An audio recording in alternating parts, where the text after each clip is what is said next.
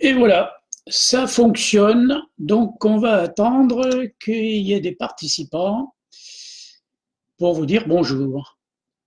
Alors, qu'y a-t-il? Y a-t-il? Eh bien, il n'y a pas grand monde pour le moment. Bon, ouais, c'est les joies d'Internet. J'attends. Pas grand monde. Inviter des amis, ça a été fait.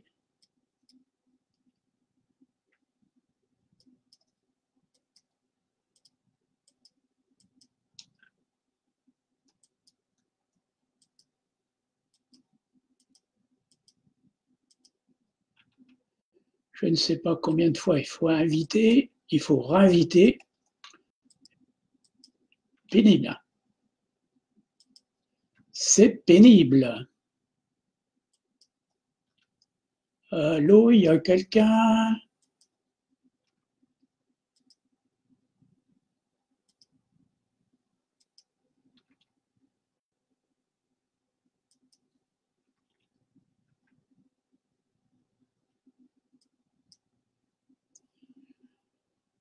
Bien, ben, je vois qu'il y a des participants. Ben, je vous dis bonjour et j'attends vos réponses. Bon, attention, j'ai pas la science infuse et il est possible que je ne puisse pas répondre à certaines questions. Donc, allez-y, posez vos questions. Pour le moment, il n'y a pas grand monde. Il n'y a pas de questions. Bonjour tout le monde. Alors, j'attends vos questions. Donc, sur la spiritualité en général, le paranormal, l'ésotérisme, j'en passe et des meilleurs. Alors, pas de questions pour le moment.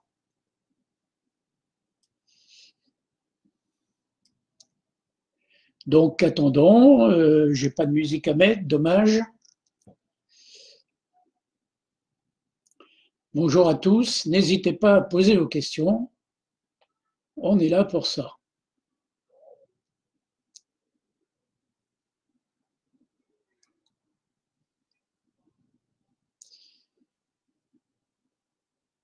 Bon, ben, il n'y a pas grand monde. Hein. Question, voyons, est-ce qu'il y a une question? Non, pas de question.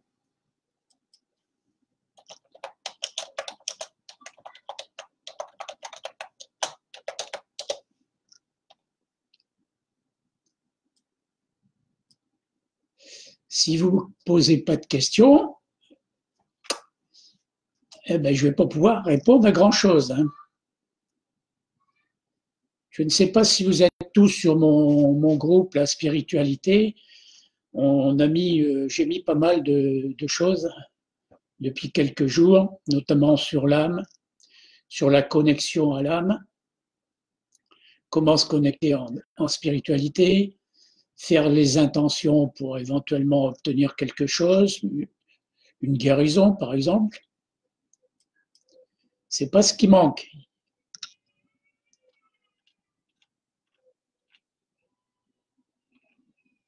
Bon, ben, je crois que il n'y a pas toujours de questions. Ah, alors Natinat, est-ce que le Ouija est dangereux sinon ou bien protégé? En fin de compte, ce sujet-là, on l'a mis souvent sur le groupe. Qu'est-ce que le Ouija? C'est avec des petites lettres, là, c'est la manipulation avec sa main. Donc, on se connecte avec une ou des entités qui prennent la possession de la main de la personne. C'est assez dangereux parce qu'on ne sait jamais qui c'est qui vient de l'autre côté. Donc, c'est fortement déconseillé de s'amuser avec le Ouija. C'est pas un amusement, c'est vraiment une pratique à proscrire. Les entités sont toujours, soi-disant, ont de bonnes intentions, mais en fin de compte, elles viennent pomper les énergies de la personne qui se connecte. Donc, fuyez la peste, la pratique du Ouija. Voilà, j'espère avoir répondu à vos questions. voyons, alors, je vais regarder s'il y a une autre. Comment purifier le sang de l'intérieur? Laurent Fanti. Purifier son sang, il y a plusieurs connexions, plusieurs pratiques. D'abord, avoir une alimentation saine, éviter tout ce qui est produit animal, comme la viande, les choses comme ça. On sait très bien que c'est bourré de vaccins.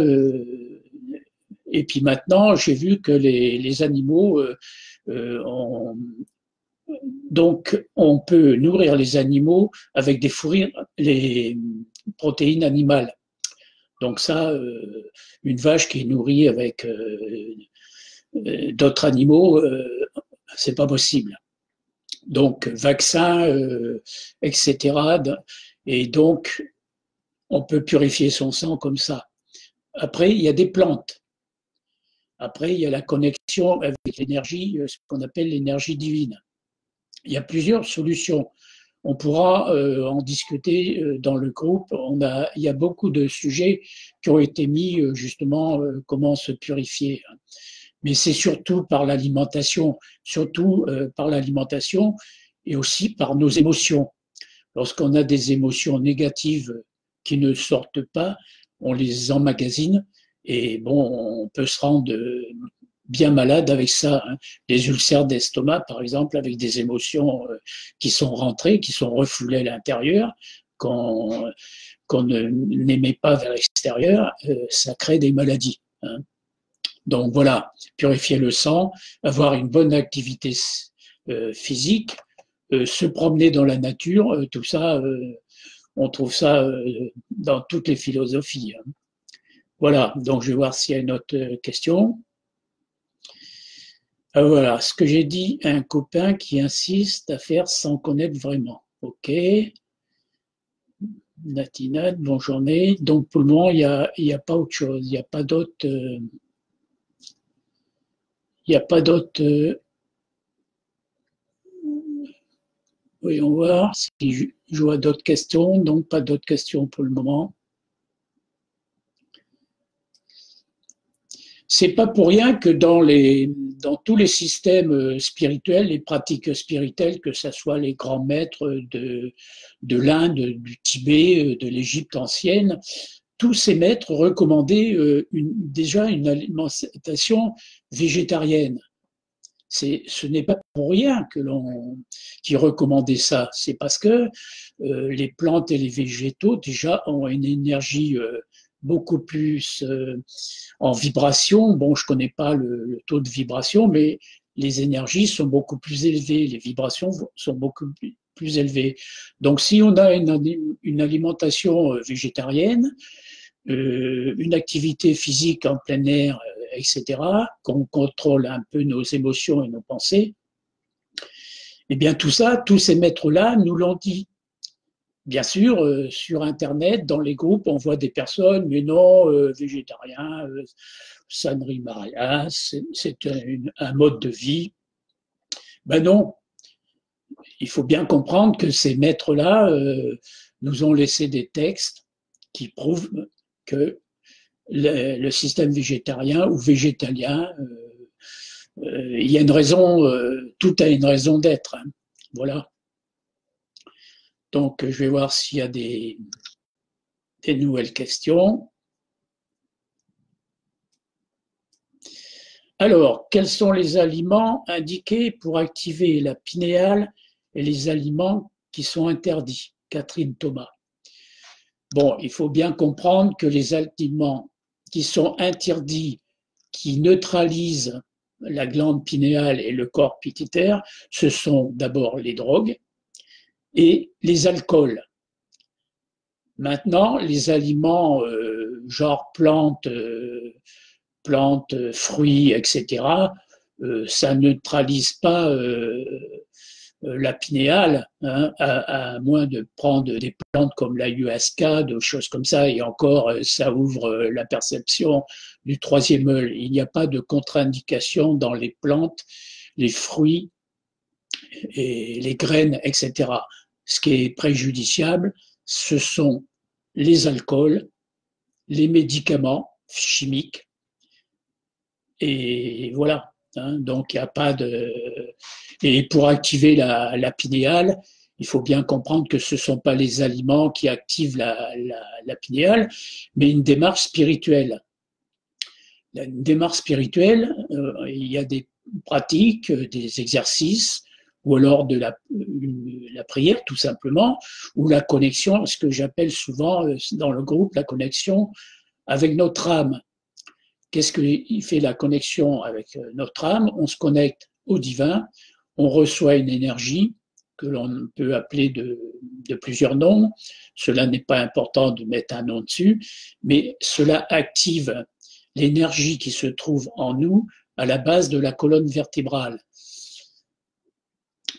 Il y a une énergie qui s'élève, qui n'est pas la Kundalini, mais ce qu'on appelle le prana Kundalini, qui monte dans le cerveau en traversant les divers chakras.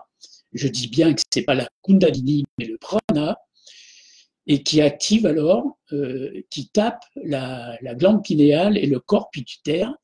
Ça fait un arc-en-ciel entre les deux glandes, c'est ce qu'on appelle le troisième œil. Donc le troisième œil ne peut s'activer que par une démarche spirituelle et non pas en prenant des plantes, en faisant des exercices que l'on voit sur Internet. Non, il faut appeler un chat un chat. Voilà, j'espère avoir répondu, Katharina Thomas, à ta demande. Malheureusement, sur Internet, il y a de tout et de rien. Il y a des bonnes choses, mais souvent, il y a de très mauvaises choses. Le troisième œil ne peut pas s'éveiller en posant des plantes ou en mettant des pierres sur son front. À ce moment-là, tout le monde, ou en récitant un mantra, à ce moment-là, tout le monde serait clairvoyant. Hein. Soyons objectifs et faisons agir notre discernement. S'il y a une démarche spirituelle, c'est comme ça qu'on éveille le troisième œil, hein, pas par du perlimpinpin, etc. Alors, il faut être sérieux. Hein. Voilà. Donc, est-ce qu'il y a une autre Alors, comment libérer une tristesse qui s'émerge? Laurent Fanti. Alors, une tristesse, c'est une émotion. Je ne sais pas si tu connais le Kybalion. Le Kybalion dit que lorsqu'on est submergé par une émotion, une pensée, il suffit d'en émettre une autre beaucoup plus positive. Si tu as un élément de tristesse, pense à autre chose de plus positif qui te réjouit, par exemple. Comme deux pensées ne peuvent pas occuper la même place, l'émotion, la pensée positive de quelque chose qu'on aime bien, qui nous met de la joie, va neutraliser la pensée de tristesse, tout simplement. Je te suggère d'aller voir, de lire le Kybalion. On peut le trouver sur un de mes sites, tu peux le télécharger gratuitement. Donc, tout simplement remplacer une pensée par une autre. C'est tout simple. Et souvent, ce qui est simple, c'est très judicieux. Voilà, j'espère avoir répondu à ta demande. Donc, est-ce qu'il y a encore... Voilà, merci, tu as bien répondu à ma réponse. D'accord, bonjour, comment... Suzanne Sirène, bonjour, comment ôter le déblocage? Il faut être plus explicite. Quel déblocage, Suzanne?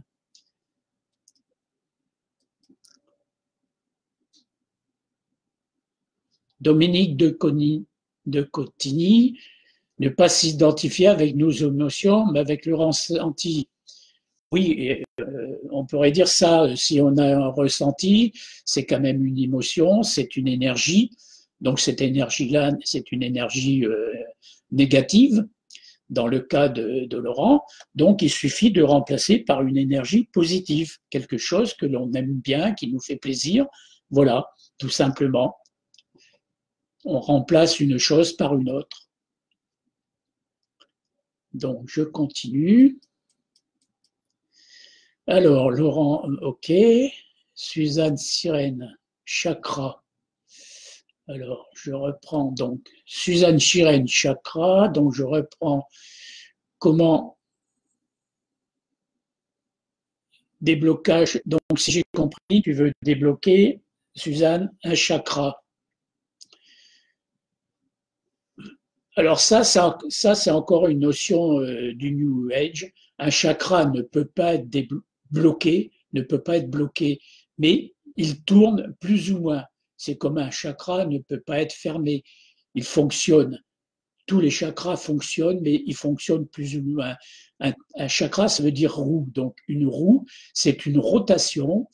Plus l'énergie fonctionne dans le chakra, plus la roue tourne de plus en plus vite.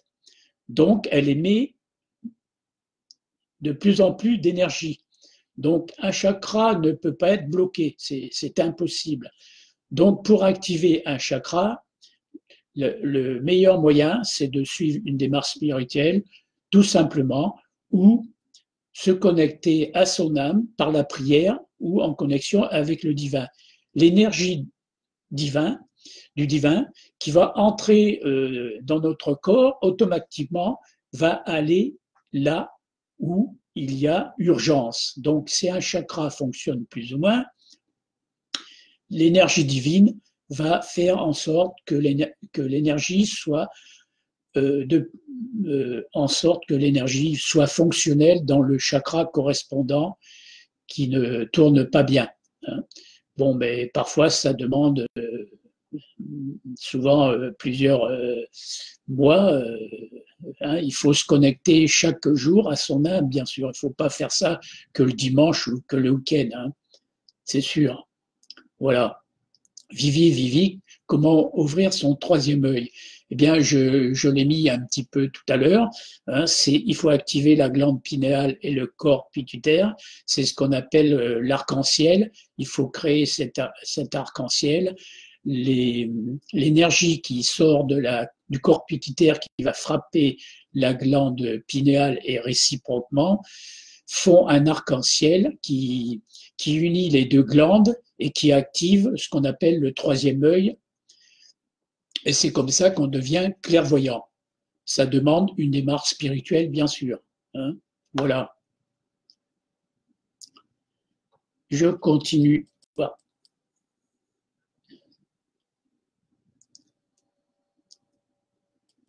Dominique de Cotigny, par exemple, tu dis ne pas se dire je suis en colère, mais je ressens de la colère.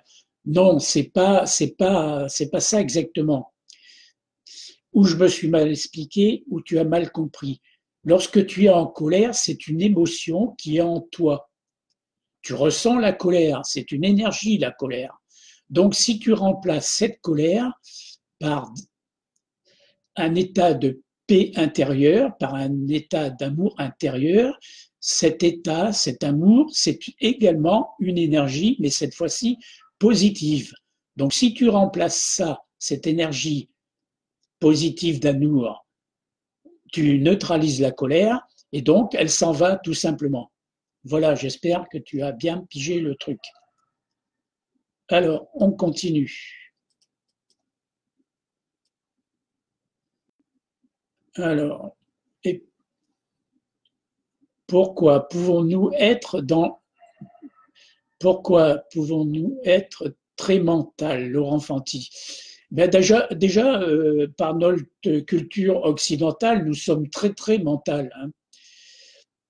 Donc, une personne qui est déjà dans le mental, il faut qu'elle équilibre par ce qu'on appelle le cœur. Donc, le cœur doit toujours être en équilibre avec le mental et vice-versa. Par exemple, les gens qui ont beaucoup de mental, bon, la prière, je dirais pas la prière, mais c'est la connexion avec le cœur, avec son âme, on équilibre. Parce que c'est la voix du cœur, c'est une énergie dont on équilibre le mental.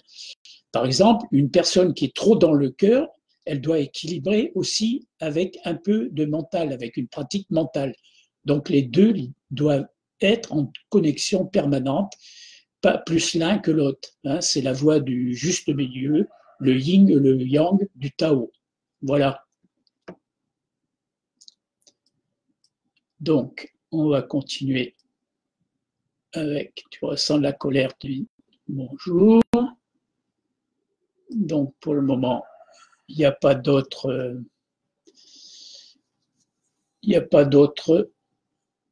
demandes. Cette histoire de remplacer une émotion par une autre, c'est pourtant très facile. Hein. Je suis en colère, je remplace par j'aimais de l'amour, tout simplement. Mais quand je dis j'aimais de l'amour, il ne faut pas que ça soit dans le mental, hein, il faut que ça soit dans le cœur. Il faut vraiment envoyer de l'amour. Hein. Envoyer l'énergie, c'est envoyer avec le cœur. Hein, c'est pas envoyer le mental. C'est comme, par exemple, quand souvent je dis dans la méditation, il faut commencer par établir la paix intérieure. Si je me dis mentalement, oui, je suis en paix, je suis en paix, je ne suis pas vraiment en paix. Ce qu'il faut faire, c'est ressentir avec le cœur la paix intérieure. C'est comme si je disais, connaissez-vous le goût de l'orange? Je vais vous décrire l'orange par la couleur, quel goût que ça a. Non, tant que vous n'aurez pas goûté l'orange, vous ne saurez pas ce que c'est que l'orange. Eh bien, par exemple, pour ressentir la paix intérieure, il faut ressentir intérieurement cet état de paix. Ce n'est plus mentalement que l'on fait. Ce n'est plus un concept mental, c'est un état où je ressens la paix. Je suis la paix intérieure. C'est un état que je ressens intérieurement. Donc la colère, c'est un état qui est ressenti intérieurement. Si je la remplace par j'aimais l'amour, je ressens cet état d'amour intérieurement, comme je viens de l'expliquer, il n'y a plus de colère, il n'y a que l'amour. Donc la colère, eh bien, elle s'en va ailleurs, hein, tout simplement.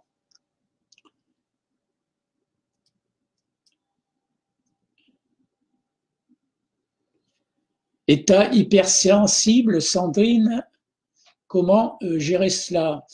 Eh bien, lorsqu'on est en démarche spirituelle, c'est vrai qu'on devient hypersensible, hein, du fait que déjà, suivant le mode alimentaire, les exercices que nous faisons, nous rentrons en sympathie avec tout ce qui vit sur Terre. Donc, on devient hypersensible, on ressent davantage les émotions des gens, les émotions positives comme les négatives. Donc, il faut savoir aussi se préserver et créer autour de soi une bulle qu'on appelle l'aura protectrice. Difficile à dire ça, protectrice.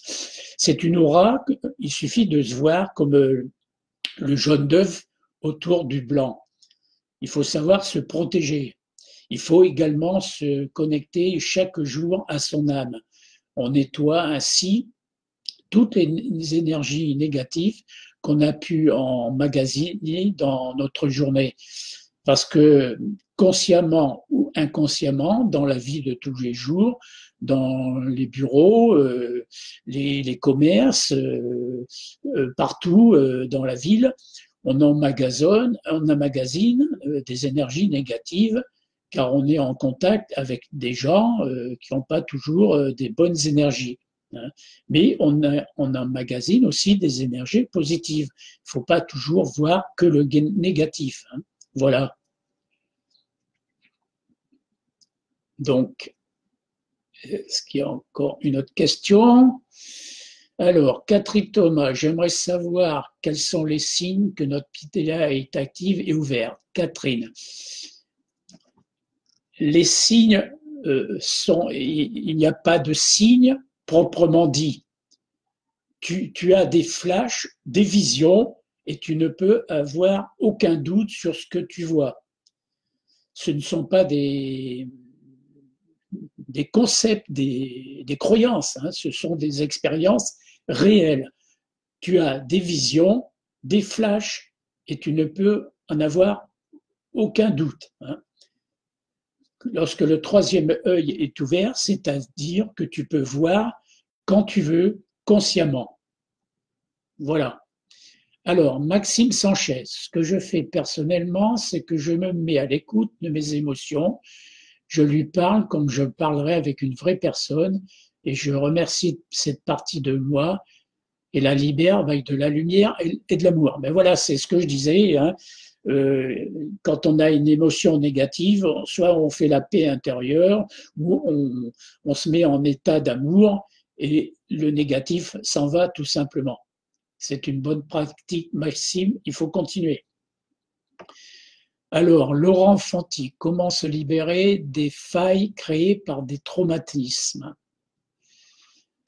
Donc là, libérer des failles par des traumatismes, déjà, bon, il y a des pratiques, mais bon, faut être assez avancé dans son cheminement spirituel, car normalement, il faut revivre cet instant, par exemple le soir, il faut revivre les événements traumatisants, les revivre en émotion, en pensée, en vision.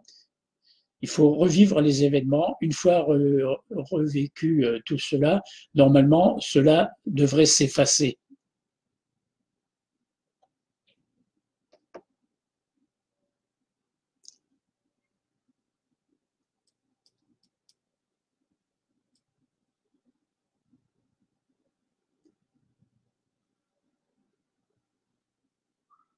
Non, la vidéo, Alain, n'est pas interrompue, ça continue toujours.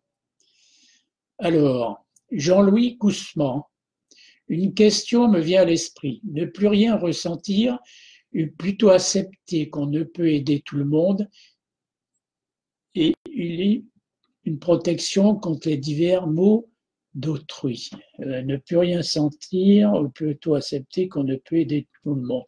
Bon, ben c'est sûr qu'on ne peut pas aider tout le monde. Déjà, aider tout le monde, ça demande que l'on soit dans une santé parfaite, qu'on n'ait pas des émotions négatives qui viennent nous perturber, avoir un mental tout à fait serein, être dans l'amour.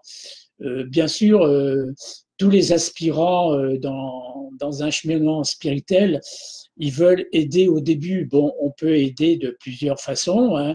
Rendre service à son voisin, par exemple, pourquoi pas. Rendre service à une personne qui a besoin d'une assistance. On peut rendre service avec un tas de façons différentes. Après, bon, ben, il y a rendre service, par exemple, échanger et partager ses connaissances. Hein, c'est pas ce qui manque de rendre service. Hein. Voilà, il faut trouver la façon dont tu veux rendre service. Alors, Sandrine, comment réagir face à une personne irrespectueuse? Merci. Une notion qu'on a très mal compris en spiritualité, on a dit, ouais, lorsqu'une personne irrespectueuse vient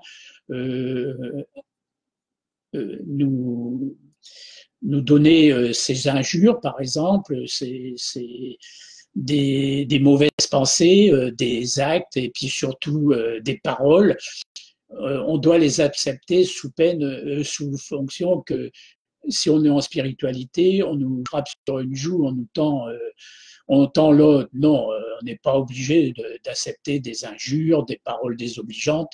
Tout simplement, bien tirer la révérence, comme on dit, puis ne plus avoir accès avec la personne. Par exemple, si c'est sur Facebook, ben c'est tout, on l'enlève de nos amis, tout simplement, et puis voilà. On n'est pas obligé d'accepter des choses désagréables.